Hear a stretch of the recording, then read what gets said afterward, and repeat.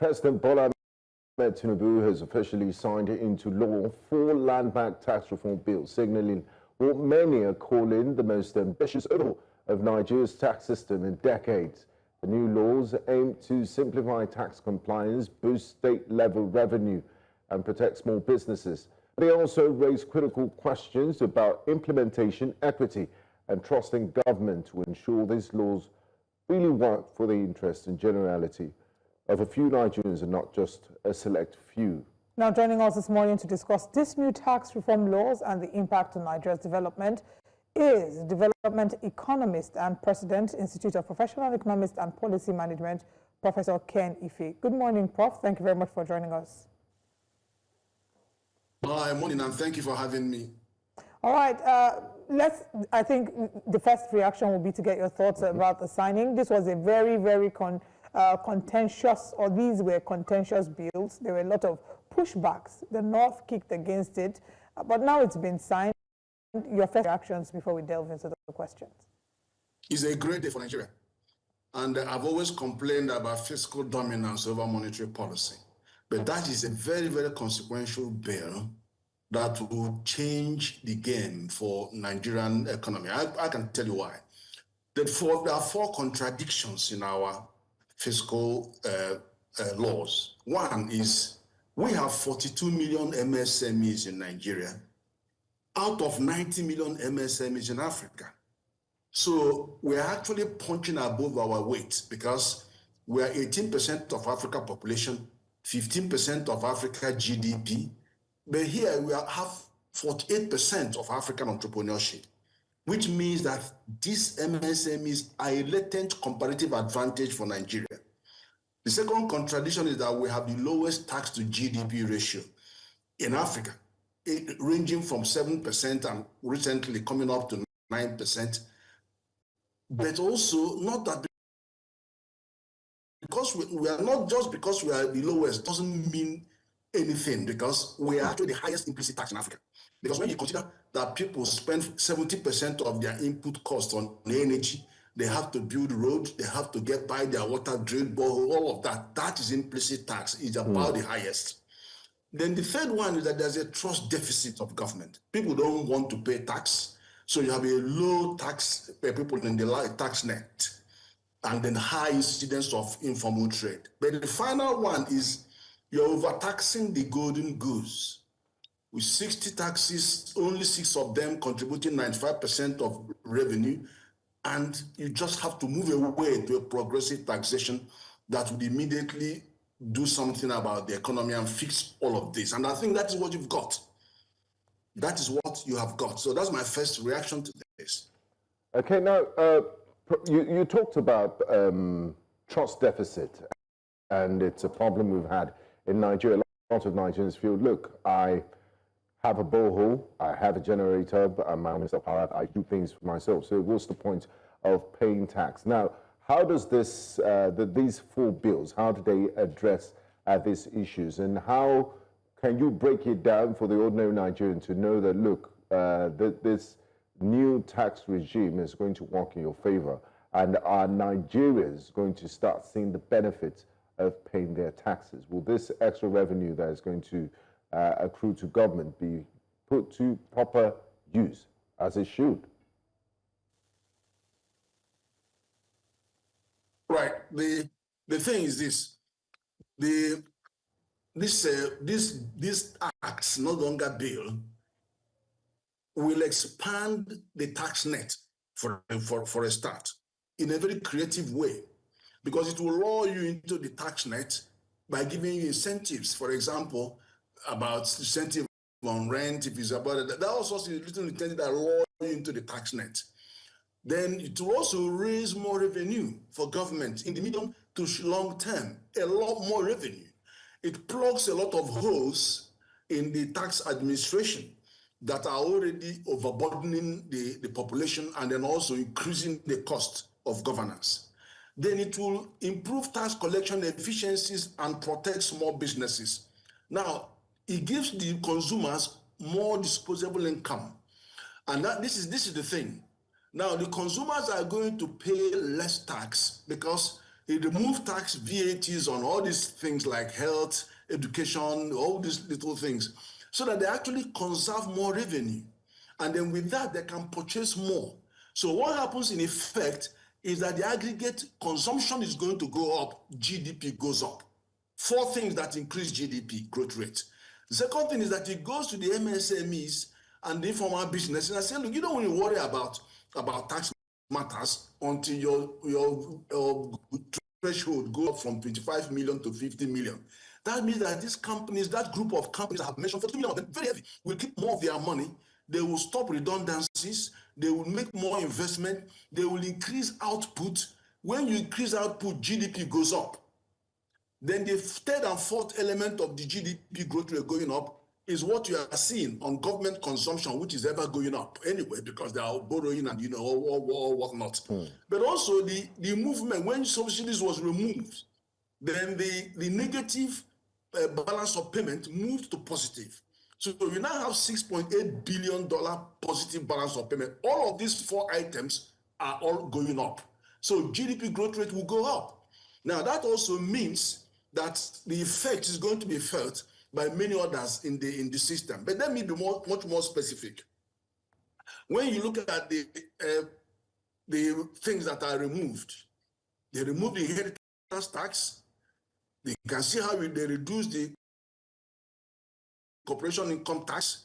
They reduced, you know, even the apportioning of the committee was actually sympathetic in VAT terms to those countries, to those states that are actually the source of the derivation. So they initially started by apportioning 60%, but there was a pushback from unexpected quarters. He thought that Lagos was going to be pushing back, but it was from unexpected quarters.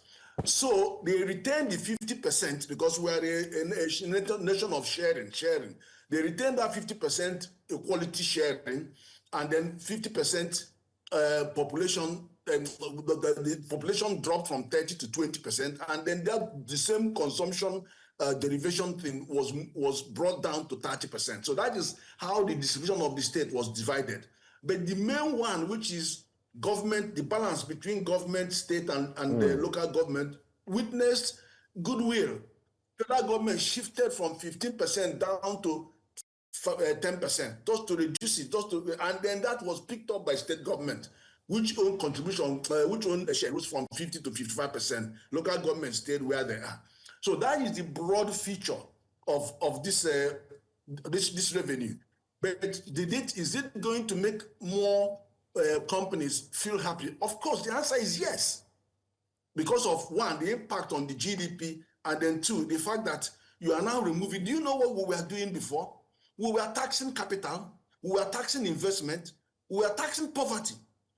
So, you know, it was where people cannot breathe. Neither the businesses nor the citizens. None of them could breathe. That was what was going on. But now you have a much more relaxed incentive for people to get on with their business. Whether you are formal, informal, the transition is easy.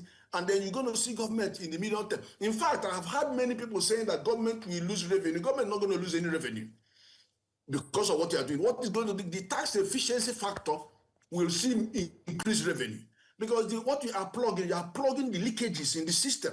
So that would increase the effective revenue government gets, even though there is a regime of ostensibly lower tax from the MSME and citizen perspective. But let me tell you another point. There's another point. People saying, why 6 months delay? No, there's always an interval. You must have a reasonable interval between enactment and going into force. That is a standard international rule. So you don't just start something today and you backdate it and then you start tomorrow. No. So it's a reasonable interval between enactment and going into force, because you cannot in the middle of a tax year start, you know, changing things and causing problems for accountants and everybody. So do you have 100% confidence that these changes can address Nigeria's taxation issues, you know, for businesses, for individuals? You're 100% sure that this will fix it? And, you know, the issue with the northern part of the country and the northern governors expressing displeasure, is that laid to rest completely? No, you see, this bill brings on a formal basis how you apportion, how you tax, how you collect, and it has removed discretion. Because it has always been a lot of discretion. In fact, the new law stops federal government and the state government from tinkering with incentives. You know, there was a time when half of the tax waivers, half of our revenue were going on tax waivers and all these incentives. So now it's removed a lot of that discretion, so that you remove all that and then come in and then get your benefit as others, and then also now prioritize very important sectors of the economy, like the high growth sectors of the economy. So it's incentive, all that incentive that's given to anybody and everybody, whether you're in the distribution sector or whether you are mining, whatever it is. But now they have streamlined those and refocused it so that it will be incentivizing our real economy, investment in the real economy, and removing that arbitrariness and those discretions that tax agents and tax officers and the state governments that impose. They remove all that. All right, we'll go on a very quick break, and when we come back, we'll continue with this conversation. Please stay with us.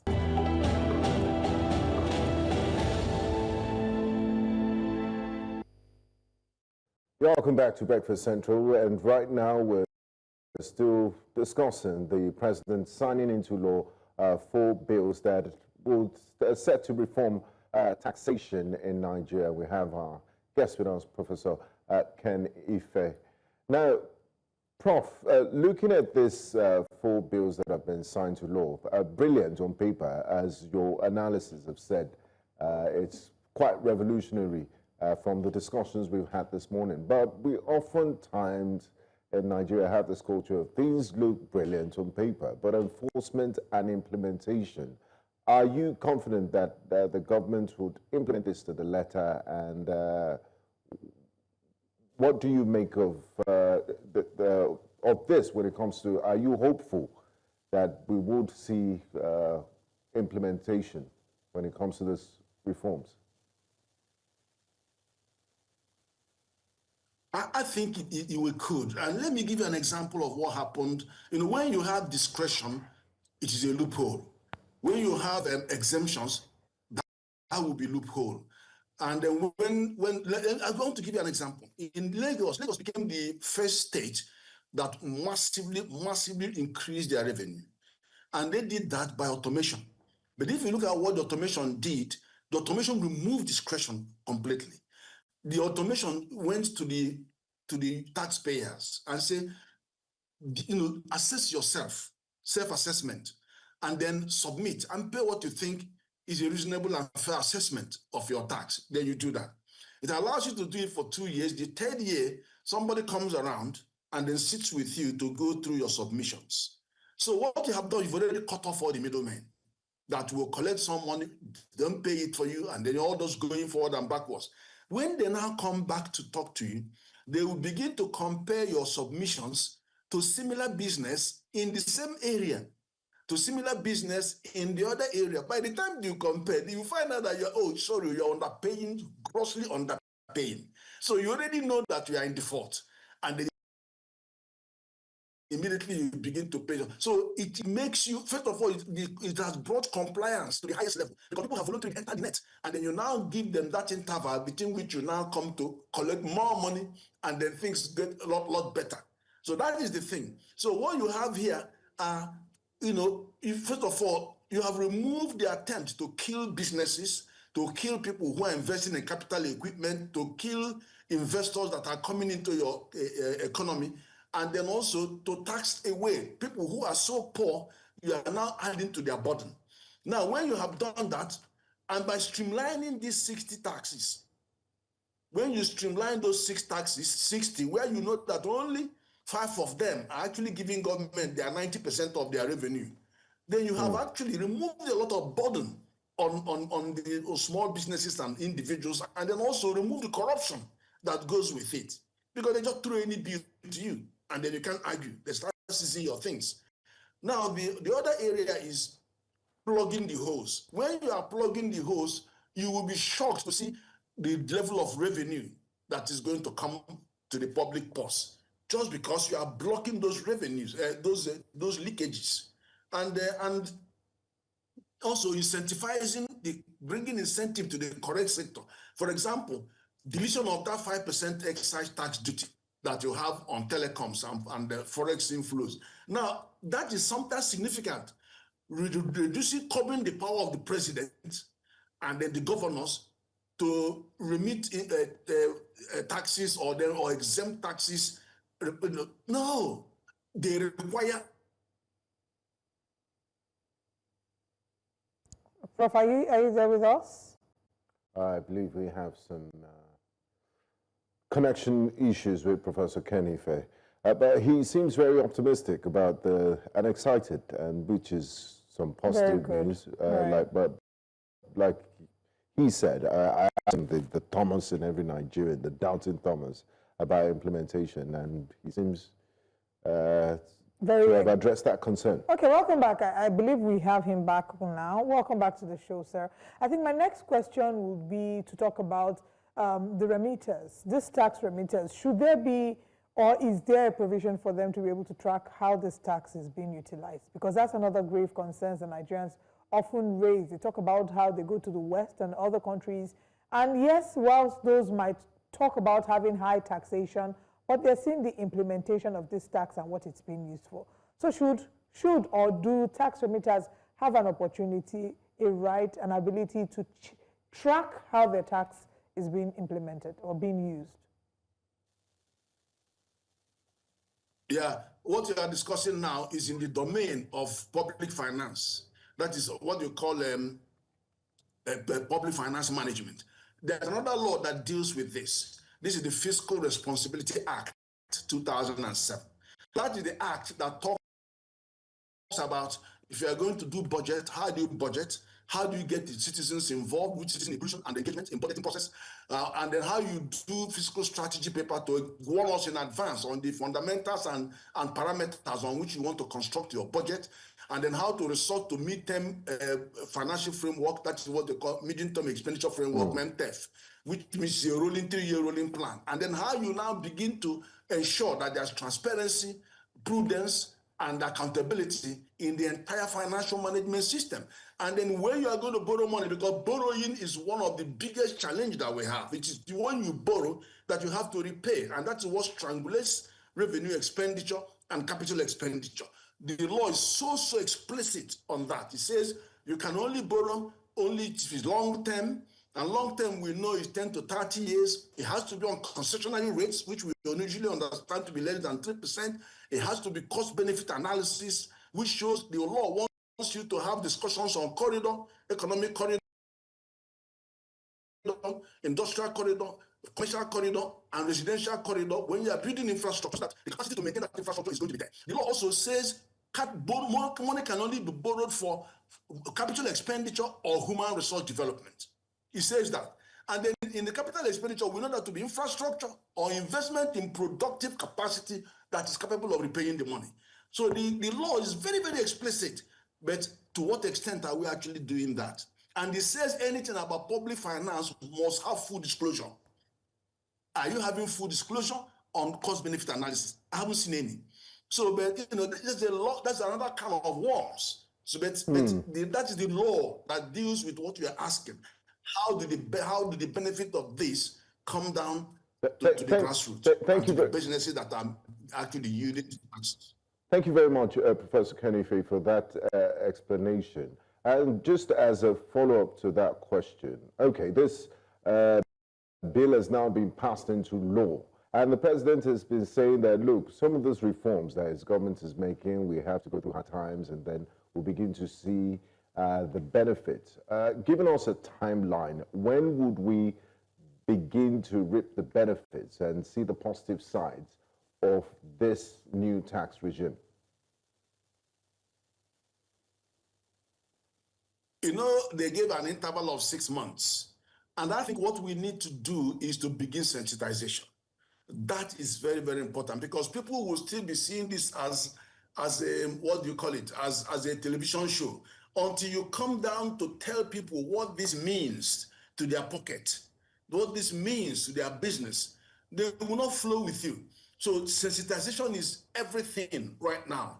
awareness raising in these 6 months, which, as I said, is a reasonable interval between enactment and going into force on 1st of January. You need to use this time to get all the state governors, all the local government chairmen, every arms of government to start talking, to start showing explicit what exactly does it mean to your pocket, to your revenue. So if you don't do that, it's going to be even worse, because you are going to be fighting with people that haven't understood what you're actually trying to impose on them.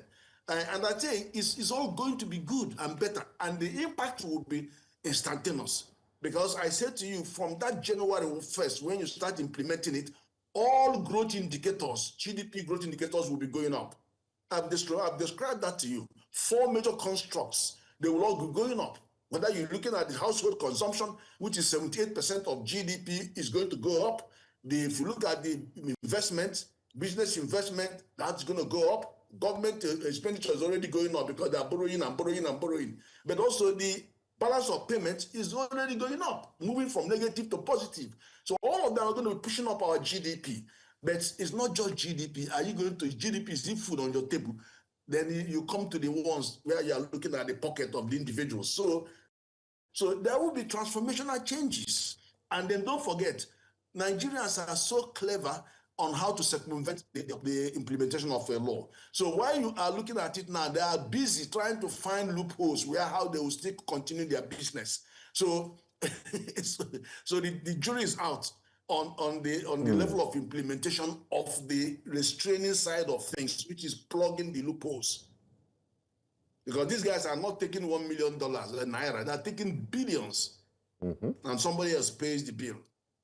I think the final question here, and I know you had spoken to this in some measure, but I just want to re-highlight it. The impact of this on foreign direct investments within Nigeria, how do you see that playing out in the next couple of months, years? Yeah, you see, one thing that worries investors is not knowing what to input in their projections of their investment. They don't know how much tax you are going to tax them, and they already know that Nigeria has the highest implicit tax in Africa. Now, that situation is going to change because companies are now going to be seeing the reduction of their corporate income tax from 30% to 7.5%. It may sound 2.5%. 2.5% will be billions, for them. It's a lot of money for them. And then they will also going to be seeing, and that will grow. It is projected to be going down by 2026 to 25%. That is huge, from 30% down to 25% in 2026 or 27. So that's very huge. And then the predictability of what you are collecting taxes on. Even if they don't get those incentives, they will get incentives if they go to the real sectors and the sectors where you think have the greatest promise for the economy. And look at, for example, agriculture. Agriculture has been removed from the agribusiness and one other sector there. They've removed those. So the military, they've removed military and agribusiness. They removed tax completely. So you can see how investment is going to come in there, especially people who are going to come to lease their equipment. So there are, all kinds of tractors and all this stuff. And we have the lowest tractor density in our region. So the other things, it will be music to the ear of investors. Of course, it doesn't tell you how to deal with this insecurity challenge that we have, because that's what has to do more with social agenda, like education and the salaries and money and employment and all of that. All right, it's been quite a conversation this morning, and you've painted such a positive picture, an exciting time, really. The economic team have worked really hard for us to get to where we are. So congratulations and kudos to everyone who has been behind this. And thank you very much for breaking this down so clearly for us.